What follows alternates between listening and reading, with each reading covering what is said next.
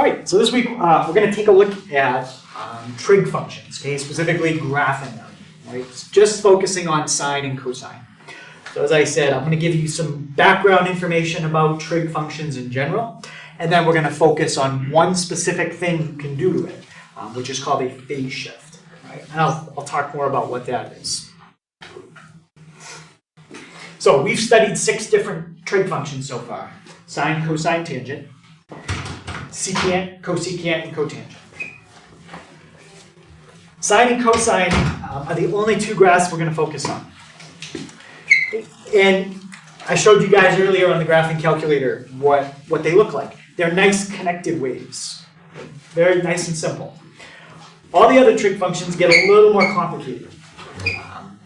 The other trig functions are what we call discontinuous. Basically, what discontinuous means is if I graph, let's go just graph the tangent. I can't draw that without picking up my pencil, right?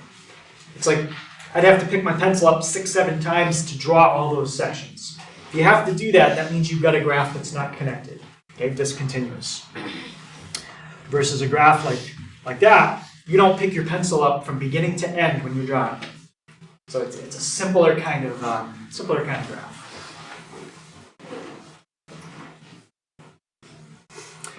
So these 2 trig functions, in fact all the trig functions, but we're just focusing on these 2, are called periodic. Okay. Other functions in math are not. You probably haven't seen any other functions in math that are periodic. When you draw a line, no, that's not periodic. If you draw a parabola, no. Okay. All those other kind of graphs are not periodic, but these 2 are. And what makes them periodic is that they repeat over and over. So basically it means once you sketch one section, you could copy and paste that forever. And that's how the graph is going to look. It's just going to keep repeating itself. So what happens is all the y values start to repeat. If I bring up this graph and just focus on cosine, you can see that there's a high point and there's a low point. The highest the graph goes is 1, the lowest is -1. And that's it. It just keeps going between 1 and -1. Now we can change that. We could make it taller or we could move it. But if you don't do anything to it and you just graph cosine, don't mess around with it at all, that's the picture you always get. The y values always oscillate between 1 and -1. And let's see if I can get this over here. So it takes a certain amount of time for that to happen, whether it's the cosine graph or, let me put sine back up. Let's put sine. All right, let's put that one over. That's fine.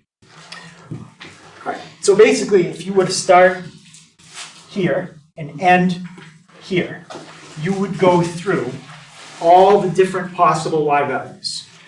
Starting at a height of 0, going up to 1, back to 0, and right there you hit the lowest that you ever go, and then back there. What I just drew there is basically one section, and there's a better name for it, I'll tell you later, but that's one section of a sine wave. So now let me, let's see. Okay, when I drew it in green, I kind of stopped halfway through, so it's not all connected. Let's see if it works. Let's see. All right, so now, if I took a copy, I got the red dot, it doesn't matter. But if I take a copy of that section in green and move it here, you can see it's perfect. That's another section. So I could just keep copying and pasting that one section in green, left and right forever, and that's how the graph is going to look. Since the graph never changes, all I have you guys do is draw one section of it. Because if you can draw one section, then the next section would look exactly the same. You just have to draw one full section. Okay, so there's a name of the distance from here to here. That's the size of one section of this graph. Okay. Basically, the size is the amount of values you have to go through to get back exactly where you started. So, when I say that the y values repeat over a given set of x values, that given set of x values, and go right back, is from here to here. It's the width of one section. So a lot of times we have to figure that out. Right? We have to figure out, okay, what's the width from the starting to the stopping of one section. Now, if you never mess with the graph, okay, you just draw the normal sine and cosine. You don't squish it or stretch it or anything like that. That number is always the same. Okay? And that number is called the period. I'm going to tell you what the number is in a second. But that length that I drew between the two lines is called the period of your graph. Okay, another name for it is also called one cycle of your graph. I think I write that later on somewhere. Okay, but you can kind of use the word period and cycle interchangeably. One cycle of the graph, one period of the graph. Same. Now, does anybody remember, if you think back to the unit circle, how many degrees was it to go all the way around the circle? 360. 360. How many, if you change that to radians, what's 360 in radians? 1 radian. 360 degrees. 360 degrees, yep. Change that to radians. 4 radians? No, it's got pi in it. So it's something with pi. Anyone remember? Maybe it's 2 pi? 2 pi, yes. To go all the way around a circle is 2 pi. So let's go back here and look at this for a second. What you're looking at there is a graph of, I think that one is sine. Right. So if I go to my table, what I'm going to do is I'm just going to type in some different values for x and see what I get for y. Well, we already know if I type in 0, I get 0, because this graph goes right through the origin. Okay? Actually, it might make more sense if I do it this way. So if I plug in 0 into the sine function and hit enter, the answer gives me a 0. Now this point is a quarter of the way through the period, and it is the highest point that it ever hits. If the period starts at 0, and it's going to end at 360, or 2 pi, what's a quarter of the way from 0 to 360? Yeah? 90. 90. So this first mark right here shows you what would happen if you plug in sine, but I'm in radians. It's sine of 90. You get 1. A quarter of the way through the period, you hit the highest sine value that you're ever going to hit. Halfway through the period, you're back here. So if you're going 0 to 360, what's halfway? Pi, or 180, okay? If you did in degrees. So if I take the sine of pi, I get a y value of 0. That's that point right there. Okay, 3/4 of the way through the period. Might be easier to think in degrees first. What's 3/4 of the way from 0 to 360? 270. 270. And in radians, that's 3 pi over 2. So if we take the sine of 3 pi over 2, you're going to get the lowest, you get the lowest y value that this graph ever hits. Okay, you get -1. That's right here. And when you get back here, you're now back where you started. So think on the circle. Okay? If you had a point here, and you go back where you started, how many degrees have you gone around to go all the way back where you started? 360. 360, okay, or 2 pi. So now if you type in 2 pi, you're going to get 0. So what I did is I picked all the quarter points, 0, 90, 180, 270, and 360, because they give me 5 very nice points to make a graph. I mean, I could type in something like sine of 50 degrees. You know, that would be maybe like in there somewhere. But now I'm going to get messy numbers. I would have had to do it in radians, which I didn't. Okay, but if you start typing in things that are not on the quarter points. You start getting all these decimals. Right? So we stick, when we're graphing it, we usually just stick with finding these 5 points. Okay? And that's usually all you need to make a good graph. So, your sine and cosine function has a cycle length, or a period, of 360 degrees. Or, if you want to say it in radians, 2 pi radians. Okay, and this week we will be sticking just with radians. I might here and there explain something in degrees just to make it make sense or to kind of show you a pattern. But we've got to get used to sticking in radians this week.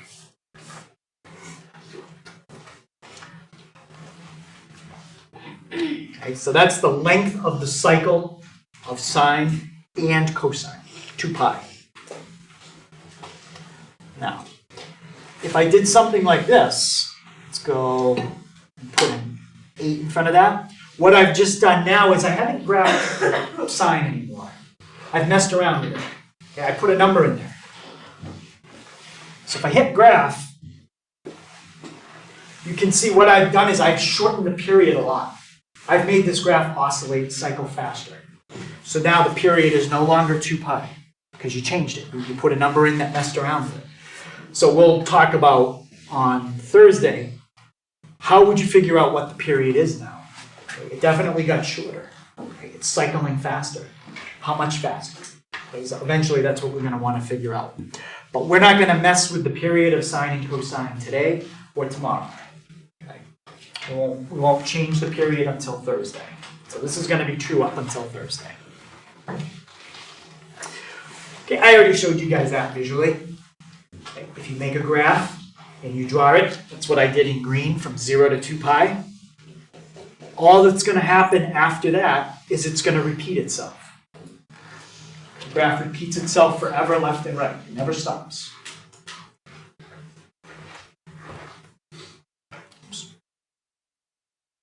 I told you guys that earlier too.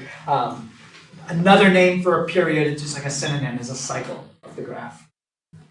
Cycle is used more in other trades or in other kind of contexts.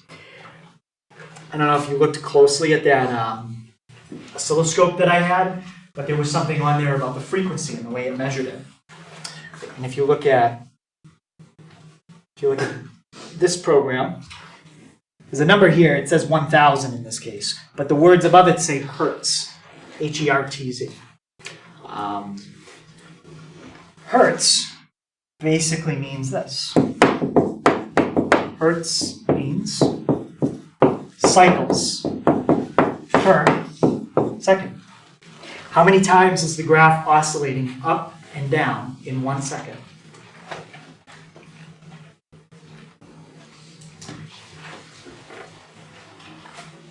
So when you're talking about sound, the word cycles per second, or hertz, is used a lot. Okay? We don't really use the word hertz when we're describing our graphs. Does anybody know anywhere else that they use hertz besides sound frequencies? To measure how fast something is oscillating. Anyone in electrical? No, not electrical. Or I guess any trade that would deal with studying electricity. So maybe engineering or not really auto tech. Because there is electricity in auto tech, but that's different. It's a car battery. It's not what I'm thinking of. So hertz is also used when you're measuring the frequency of the electricity in alternating current. Alternating current runs at 60 hertz. And if that doesn't happen and you plug something in, you will ruin whatever you plug in. It will never work again. So you've got to make sure that you plug in the right thing, especially like if you go to another country and you've got an adapter that's only made for the United States. Or, yeah, the US pretty much uses 60 hertz. You go to plug something in, like on a cruise ship or another country, you may get like an adapter that makes it physically fit because the shape of the outlets is different too. But just because you can physically fit it in the outlet doesn't mean when you turn it on it's going to work. Right? Depends if your adapter is made to work on other types of electricity. And Europe uses 50 hertz. You might say, no, what's the difference? 50, 60, who cares? Well, if you plug in like a computer and it only can run on 60, you'll blow up the motherboard. It will never work again. So something like a light bulb might work a little bit, because light bulbs aren't really fancy electronics, unless you get into like LED lights and stuff like that. But motors, anything with a motor would get really messed up with that. If you've got a generator at your house and you have anything that runs on a motor, sometimes you can hear, like I can hear it, I have a generator, and when I start my boiler, I can hear it, I know what it normally sounds like just the way just the sounds it makes, and when it runs on my generator, it sounds a little different. It's just because the frequency of the electricity from my generator isn't quite 60. Okay, it's tuned to about 61, 62. So it just, motors sound a little bit different. But in electricity, they measure that very carefully. Make sure your electricity is 60 hertz, at least for alternating current. So that's another place you might see it. There might be other areas that use hertz. Those are just a couple that I know. Okay, so trig functions, a little more complicated to graph because they're not a straight line. Okay, if you want to graph a straight line, how many points do you need at a minimum? Yeah, just 2. Right, if you get a third one, that's great, but you got to have at least 2, and then you can draw a line right through them. Well, the graph we're looking at doesn't have a constant slope. Right? It's curving, so the slope is always changing. So we need more points. And I call these the 5 key or the 5 important points. The 5 critical points you have to find. It's basically where your graph starts and stops. That gives you your cycle length. Then we like to figure out the highest, the lowest, and then the point right in the middle. If you get 5 points when you're making your graph, that's good enough. You can get more, but you don't need more. That's all you need. So when you hear me say like find your 5 key points, I just mean find the 5 important points for your graph. Now, anytime that we graph a transformation of sine or cosine, we have to know where it would be if we didn't transform it. Like if I say to you, shift it up 2 units. You can't shift it up 2 unless you know where it started from. Okay? You got to know where it started from. It's like if I gave you directions and I just said, well, just go 5 miles east. I'll be right there. 5 miles east, be there. 5 miles east from where? Like where am I starting from? So anytime that you're going to take a graph and transform it or move it, you've got to know where it starts. So let's look at the values for sine. Okay, I've already typed these all in on the calculator. These values that you see right here, well, up higher was 0, pi over 2, pi, 3 pi over 2, and 2 pi.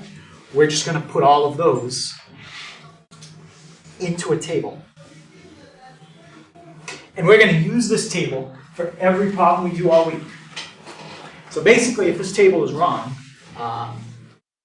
you're most likely going to get every problem that we do wrong. So make sure this table is not wrong.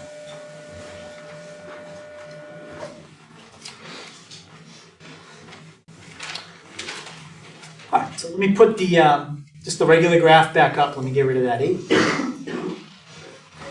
And if you look at that graph, when the x value is 0, okay, so in other words, if you plug 0 into the sine function and hit enter, what does this graph tell you you're going to get for the y value when x is 0? Oh, is it? Yeah, you're going to get 0. Goes right through the origin. 0, 0.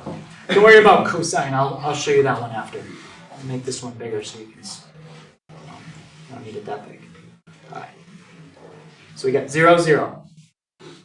Pi over 2. That's a quarter of the way through the cycle. If you want to think of it in degrees, it's 90 degrees. So how about Anthony, when we're a quarter of the way through the cycle, what's my y value at? 1. So if you take pi over 2, which is an x value, plug it in, and take the sine of pi over 2, the y value will come out to 1. Next one is pi, halfway through. Justin, how about when I'm halfway through my cycle, where am I at? 0. Yeah, we're at 0, and then we're at -1, and then we're back to 0.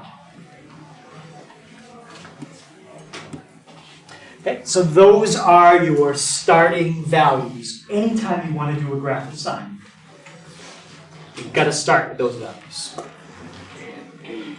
Okay, now cosine. Let's look at that one. So, cosine, you're going to be looking at the one in blue. Okay. When I'm at 0 this time, Courtney, looking at the graph in blue, what's my y value? Yeah, it's starting at 1. So what is happening here is it's 1, 0, -1, 0, back to 1. That's your table for cosine. So it can be a little confusing because the y values are the same in both. But the only difference is cosine starts at 1. The sine y values start at 0. But the pattern is always 0, 1, 0, -1, 0. 1, 0, -1, 0. 1, 0, -1, 0. Just keeps repeating. Okay, and these are all the quarter points in your cycle. 0, 90, 180, 270, 360. Okay. Any questions on those two tables?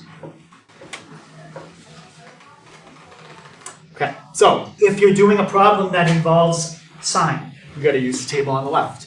If you're doing a problem that involves cosine, you have to use the table on the right. You can't switch them. If you use the table on the right to do a sine problem, then you're doing a sine problem. You're not doing a cosine problem. Okay? You've got to use each table in the right kind of problem. And you'll know when you look at a problem, like that's a sine problem, that's a cosine problem, that's a sine problem. Just look at the function. All right.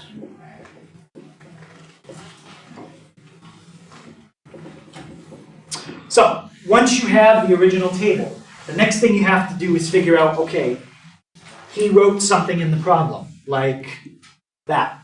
He put a plus pi. What does that plus pi do to it? It's not the original anymore.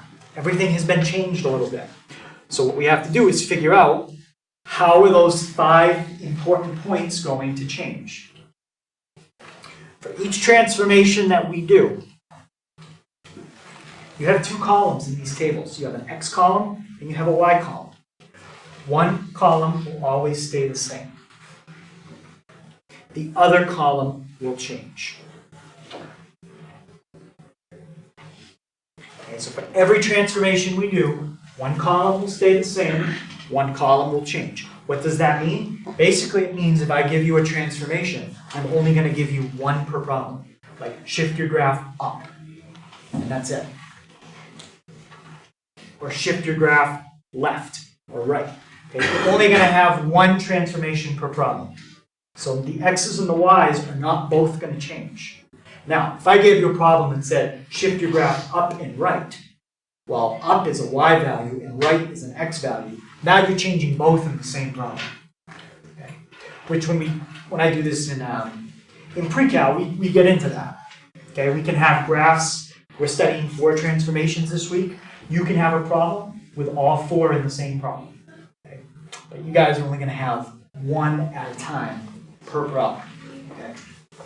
Because we only spend 3 days on it, so there's not as much time to get into that.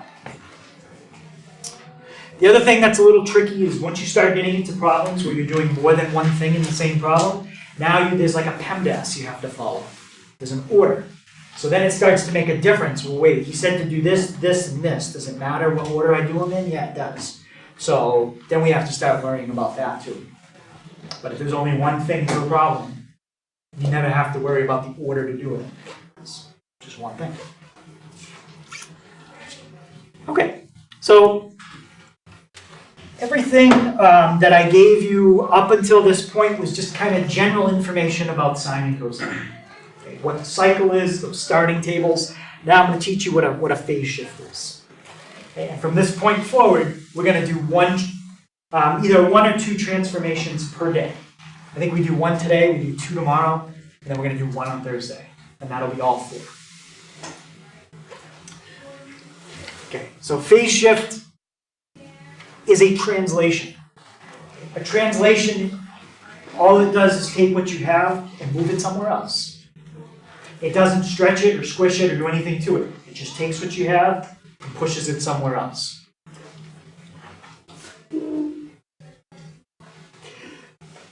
Specifically, this kind of transformation is horizontal. Phase shift is a horizontal transformation. So it's either going to move it left or it's going to move it to the right.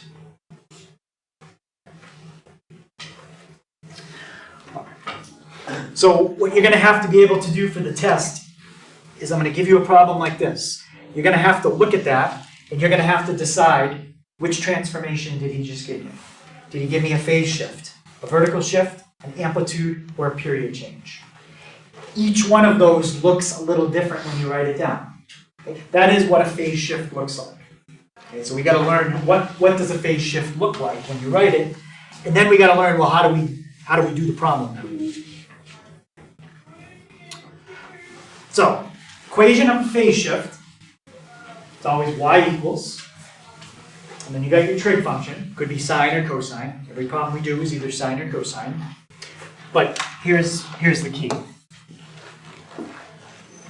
You've got an x, and then you have plus or minus something inside parentheses. Okay, notice I have parentheses there. That's important. So a phase shift is when you add or subtract something inside parentheses.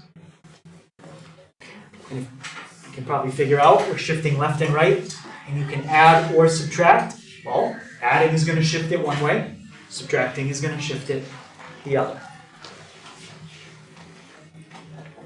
So that's a phase shift because it's subtraction. Bless you. Subtraction inside the parentheses. That's a phase shift. It's addition inside the parentheses. That's a phase shift. Subtraction inside the parentheses. Okay, so those are the only kind of things we're going to look at today. So, once we know, okay, we've got a phase shift. I see adding or I see subtracting inside parentheses. We've got to figure out which way shifts left, which way shifts right. Does anyone have a guess if I did plus, which way that would shift it? Yeah? Right. To the right? Okay, let's try it. Let's just do a small shift. Let's take, you know what? I'm going to do it in degrees just to do it simple. So let's take sine, and let's take sine of x, and we're going to shift it 20 degrees. And you think plus is going to shift it to the right. Okay. So let me hit graph, and you're going to look for where the graph in red is in relation to the one in blue. And I need to fix my window. Okay, so there's the one in blue, and we're thinking plus it's going to go to the right. Where did the graph in red go? It went to the left. Just a little bit. That's what we call out of phase. They're out of phase just a little. How much out of phase? 20 degrees out of phase. Okay, you can barely even see it. All right. The bigger I make that number, the more and more out of phase they can get. So plus actually shifted it left. So what do you think a minus would do? It's going to shift it to the right. Okay, so there's the original. And now look at the one in red. It moved a little bit to the right. Okay, how much? 20 degrees. It's a 20-degree phase shift to the right. So if you have x minus a value, every point is going to shift to the right. How much? Whatever the value is. Since we're going to be working in radians, we're not going to be working in degrees. The common shifts that we do are pi over 2, which is a 90-degree shift, pi, which is a 180-degree shift, and pi over 4. That's a 45-degree shift. Okay. Those are the most common shifts that we do. Technically, you can shift by anything you want. You could shift by 14.7 degrees if you really wanted to. Answers are going to get kind of messy with decimals. But we generally stick with shifting by 45, 90, or 180. Okay. And of course, in radians. So, x minus is going to shift right. X plus is going to shift left. Okay, so we still don't really know how to graph it. We know what's going to happen. Okay, if we see x minus, we should say, okay, when I'm done drawing it, it's going to shift to the right. X plus is going to shift to the left. But now the last thing I'm going to show you is how do you make your table? Okay, because you had a table I gave you to start with. Well, now I want you to make a new table. I want you to make a new table that shows me the shift. Okay, first thing I said is your x's or your y's are going to stay the same. We're going to be shifting left and right. When you move something left and right, which values does that affect? X's or y's? X's. Okay. So for today, your y values will never change. We're not doing anything up and down. All you're going to do is take and slide something left or right. So,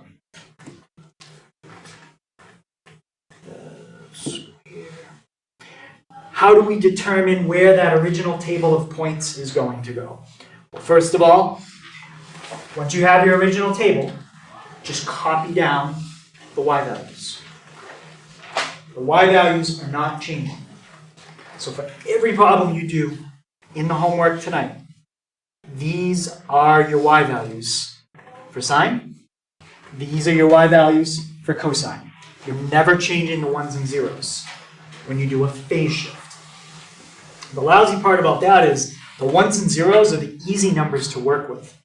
So if they were changing, the arithmetic is super easy. We have to change the x's today. The x's are harder because all the x values are fractions and they all have pi.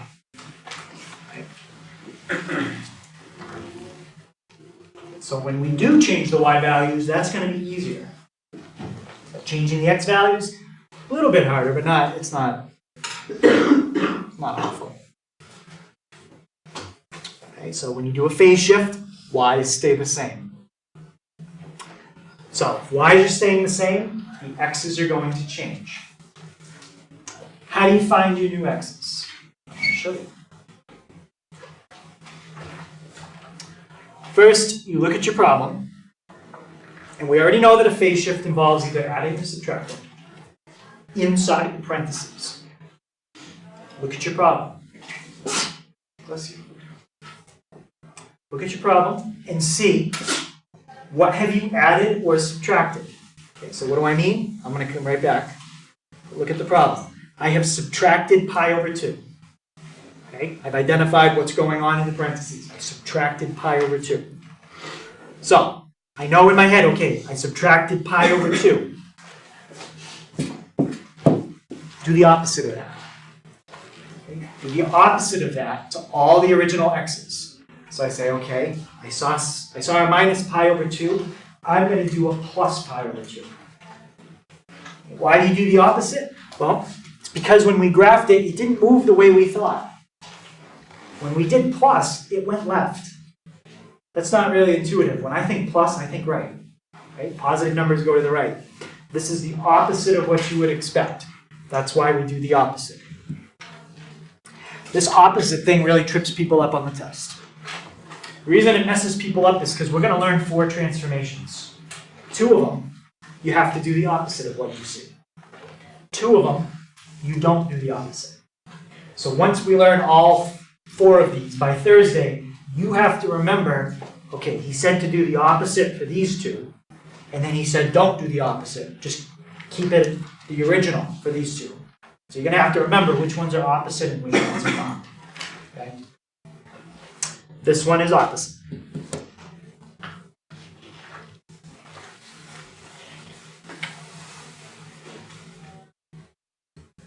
Okay, so any questions on the steps before we look at probably we'll do 3 examples.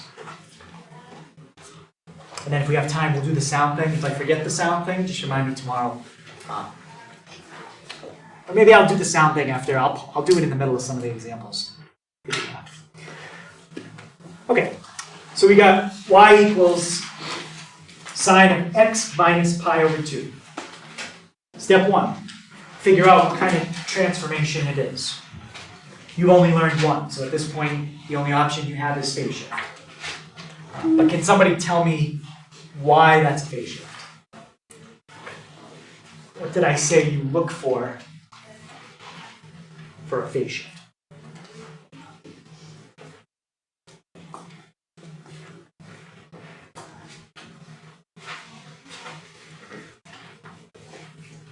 Changing the x.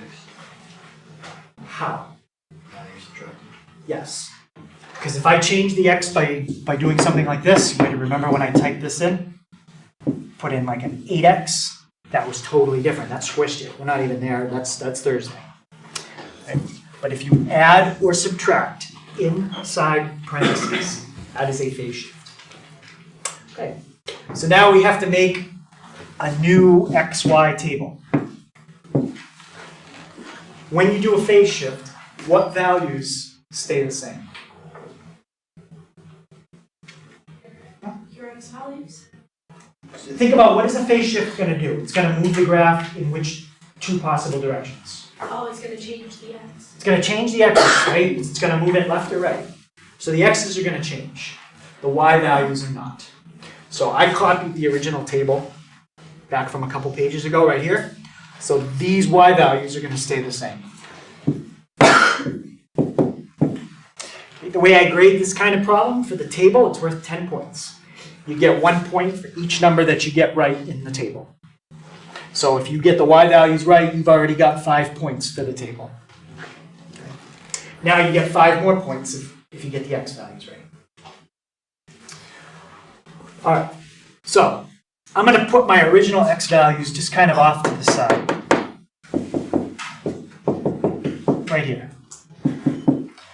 My final answers are going to be in that box. What do I have to do to all of those x values based on that this is a phase shift? What am I going to do to all those x values?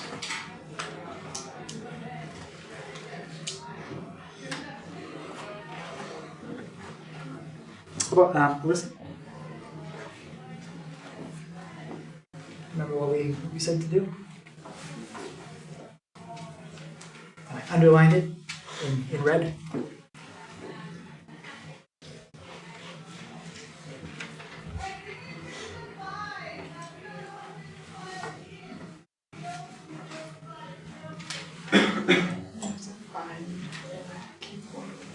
Yep, so we have to find the 5 key points. So step 1 was we know the y's stay the same.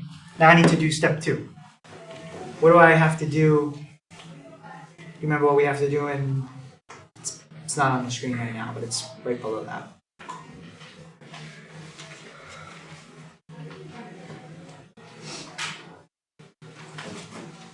Do the opposite. Determine what has been added or subtracted and do the opposite.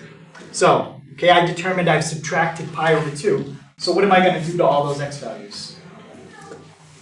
Add pi over 2. I'm going to add pi over 2. No decimals.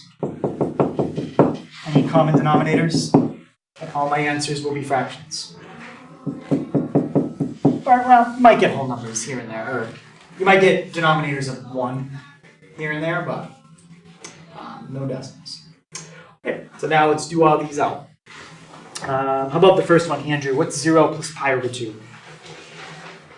Pi over 2. Yeah, so that one's pi over 2. Brianna, do those have a common denominator already? Yeah, so I'm ready to add those.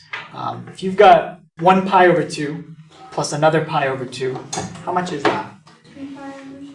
Yep, it's 2 pi over 2, which I'm just going to try to squeeze this in right here. 2 pi over 2, which is pi. Okay, I just reduced it. I put the 2 pi over 2 there because I want you to see something in a minute.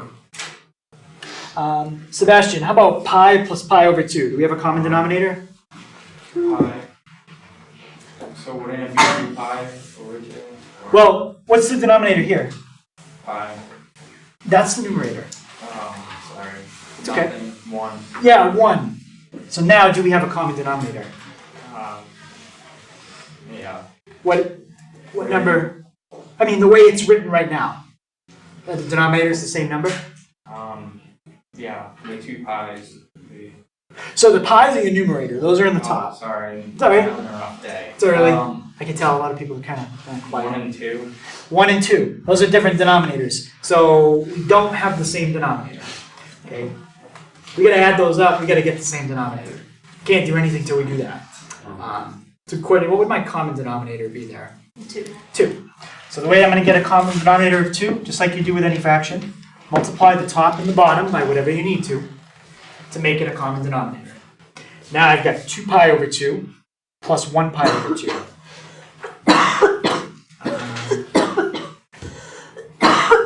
What's that going to give me?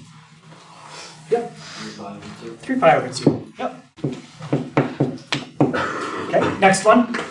Already has common denominator, just like the one we did earlier. 3 pi over 2 plus 1 pi over 2. Gabe, what's that one?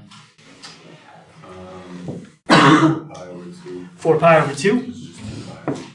Yep.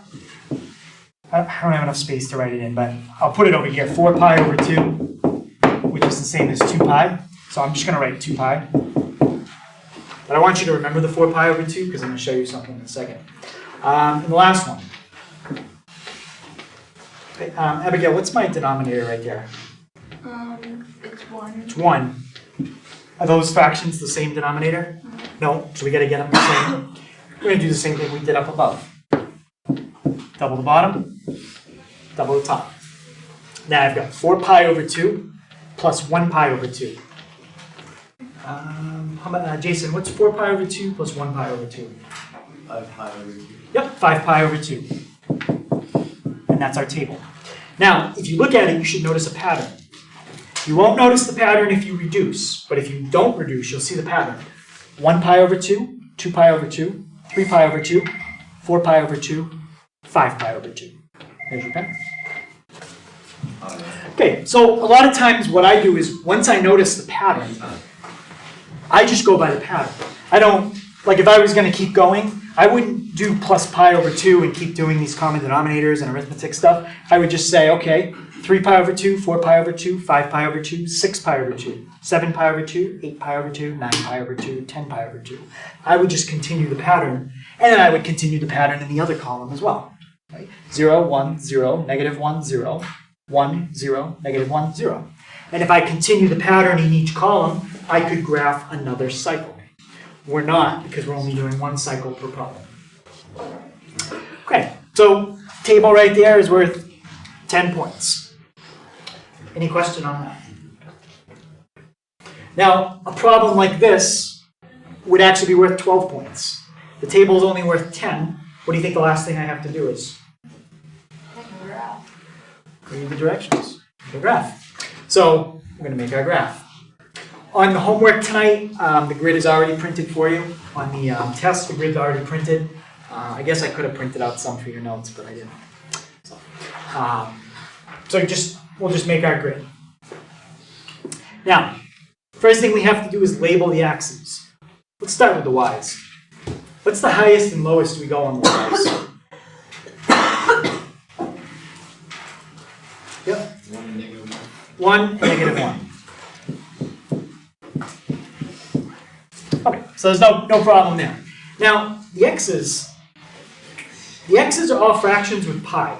And if you divide this number out, pi over 2 is 1.57. Pi is 3.14. I don't want to be trying to graph 1.5 and 3.1 and 6.28 for 2 pi. That's a pain. So we can label these x values any way we want, as long as you're consistent. Okay, consistent means you have to do something like this. Just go by the same thing all the time. Don't do this. You can't do that. You were going by ones, and then you went by twos, and then you started going by ones again. You weren't consistent. All right? If each gap is exactly the same width, then there should be a pattern to your numbers. Right? Same pattern repeated. So, what we're going to do is just use these values for my x-axis. If you want to think about them in degrees, you'd see the pattern. Maybe you already see the pattern. But that's 90, 180, 270, 360, that's 450. Every one of these is exactly 90 degrees apart. So they're all equally spaced, so that makes them qualified to use as labels on an axis. They're all equally spaced. There's a pattern. So you've got 0. I usually put the labels down here because you're going to be drawing up here. So put your labels maybe at the bottom. Pi over 2, pi, 3 pi over 2, 2 pi, and 5 pi over 2. So there's your labels. Now, copy the points from your table onto your graph. Pi over 2, 0. There's that one. Next one, pi, 1. Pi, 1. 3 pi over 2, if you scroll back up, it's at 0. 2 pi is negative 1. 5 pi over 2 is back to 0. Now remember, this is a wave. It should not have any sharp turns in it. So just try to make it look as smooth as you can. And that's your graph. So the graph itself, that would be worth 2 points. That's my graph. The original would have been right there. Okay. You're not going to draw the original and the new one on the same graph like that. But I'm just showing you that it shifted to the right by exactly 90 degrees. Okay. Any questions on that one? All right, let's do a cosine, but I'm going to change this a little bit because the picture's probably messed up us doing one example. So in case we don't get to the last one, let's do cosine of x minus pi over 4.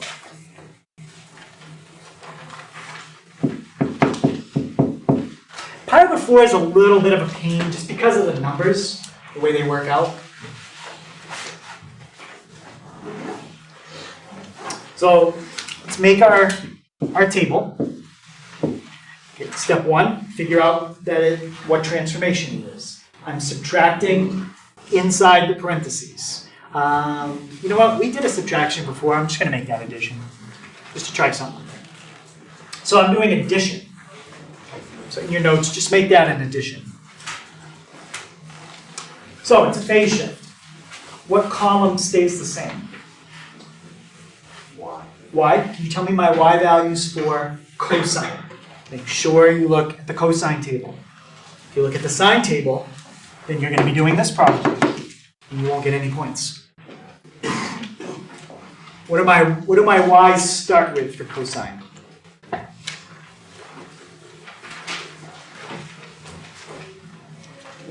1. They start at the peak and they go down. 1, 0, negative 1, 0, 1. Okay, just going to put a box. This is where my answers will be. Now I'm going to put my original x's over here, just so I remember them. I'm not going to put them in the box. Just want to put them off to the side. Can someone remind me, what are my x values for cosine?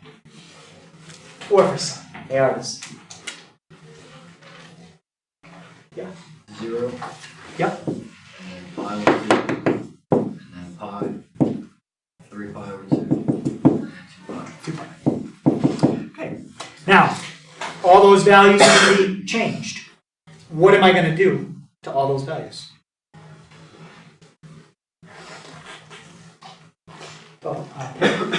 Minus pi over 4. Nice. We're going to do the opposite of what we see right there. So minus pi over 4 from all of them. First one's not bad because anytime you take 0 and you subtract something, you just basically get the negative of what you subtract. So negative pi over 4. Okay, next one. Different denominators. Isaiah, what's my common denominator here? 4. What would you multiply top and bottom by to make that happen? 2. So I'm going to put a 2 there. I'm just going to make that a 4. 2 pi over 4, take away 1 pi over 4. That's how much? Yep. Just keep the denominator the same when you subtract. And it's just like doing 2x minus 1x. This is 2 pi minus 1 pi. Same idea.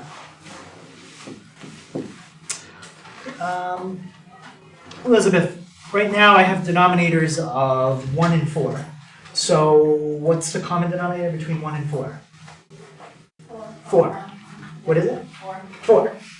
So multiply bottom by 4, top by 4. What's 4 pi over 4? Take away 1 pi over 4.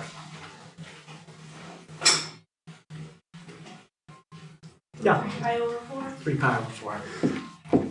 So now, let's see if we can look at the pattern. Negative 1, 1, 3. Does anyone know the next number in the numerator? 5. It's going to be 5 pi over 4. And the next number? 7. Okay, so there's our table. And now the last thing we'll do is set up the graph. So, I'm going to make this a little bigger. They're all equally spaced. Well, the best I could do. So I'm going to put negative pi over 4 right there. And you know what? I'm going to move it down. That's 0. Okay, that's the axis. Don't ever label the axis anything other than 0. You can't do that. The axis has to be 0. And this is pi over 4. Now, this is the tricky part. You have to figure out where to put the next label. If you want to think of this in degrees, okay, just temporarily, that's like negative 45. That's positive 45. What's the distance between negative 45 to positive 45? 90. So basically, from here to here, you just said that's a gap of 90. Well, 3 pi over 4 is going to be your next label you need to put there. That's 135. What's the gap between 45 and 135? 90. It's the same gap. If you put your next label here, you didn't leave enough of a gap. You didn't put enough of a gap. Your next label can't go there. You said from here to here is 90. So that's the gap you have to leave each time. So 3 pi over 4, 5 pi over 4, and 7 pi over 4. Leave that gap of 2 each time. So that's the part that's a little weird. It's kind of like if you had a number line and you said this is 0, this is negative 1, this is 1, and then you put 3 right there. These are the same numbers. Negative 1, 0, 1, 3, 5, 7. You can't put 3 right next to 1 like that. You got to put 2 there, right? If you had it, 3 would go 1 over. Okay, so you can't do something like that. It's no good. All right, so now we got our labels, except here, 1 and negative 1. Let's make our graph. So negative pi over 4, we're at 1. Just going to get rid of these other dots I made so it doesn't look confusing. Pi over 4, we're at 0. 3 pi over 4, we're at negative 1. 5 pi over 4, you're going to get back to 0 and back to 1. Again, with gridded paper, that would be easier to see, but whatever. Now, remember, this is a wave. It looks kind of like a V, but it only looks like a V because you're graphing this section of the wave. Right? That's just the part where sketching. So don't make it a V. Just try to curve it the best you can. That's okay. It's pretty good.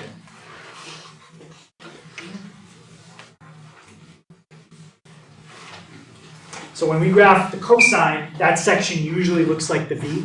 When we graph sine, we usually graph the section that looks like that. Just the section we're graphing, that's all. Still. Right, so at least we got to one of each. You got to see a cosine shifted one way, and you got to see a sine shifted the opposite way. We could try a couple more if we need to tomorrow when we go over the homework. Okay, so homework tonight will be a worksheet that I will pass out to you right now.